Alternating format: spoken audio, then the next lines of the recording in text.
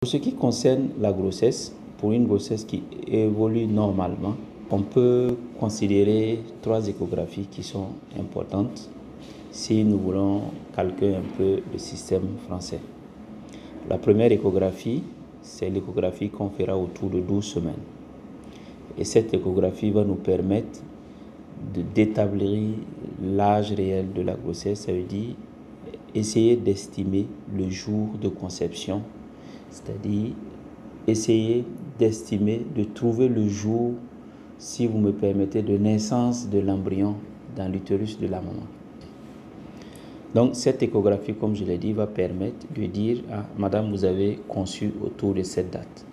Et connaissant la date de conception, on peut à tout moment, sans un outil quelconque, calculer l'âge de l'embryon ou du fœtus qui est dans le ventre de la mère. Cette échographie, elle est très importante parce que quand vous ratez cette période, ça veut dire à partir de 14 semaines, l'enfant, il va commencer, disons, le fœtus ou l'embryon va commencer à croître, à se développer en fonction des gènes qu'il a reçus de ses parents. Et en fonction aussi de ses conditions de vie, ça veut dire les conditions de son milieu de vie. Si c'est une mère diabétique, les conditions de vie du bébé seront de sorte qu'il aura tendance à prendre du poids plus rapidement par rapport aux autres. C'est ce qu'on appelle les macrosomes.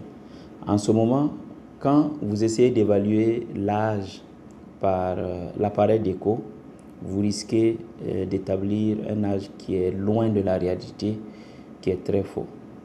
Voilà pourquoi il faut faire tout pour avoir l'échographie du premier trimestre qui vous donne un repère, parce que savoir quand est-ce que la femme a conçu, c'est ça le repère. Tout ce qu'on fait après sera rapporté à cette date de naissance de l'embryon. Alors après cette échographie, il y a la deuxième échographie qui va se faire autour de 22 semaines.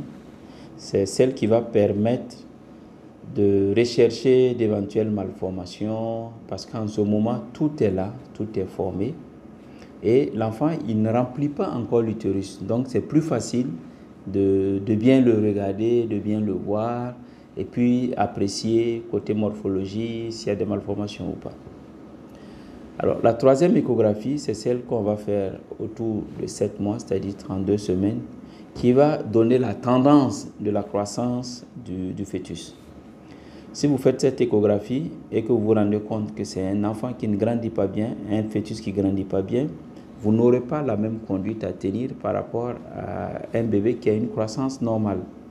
Alors, donc, de façon ramassée, voici les 3 échographies pour une grossesse qui évolue normalement. Alors, au-delà de ces 3 échographies que je viens de citer, le médecin peut être amené à faire d'autres échographies pendant la grossesse, si toutefois il y a des signes cliniques qui l'indiquent. Alors, si par exemple vous saignez, ou si vous ne sentez pas le bébé bouger, ou si vous avez mal, ça peut être une indication de réaliser une échographie pour ne pas passer à côté d'une éventuelle complication.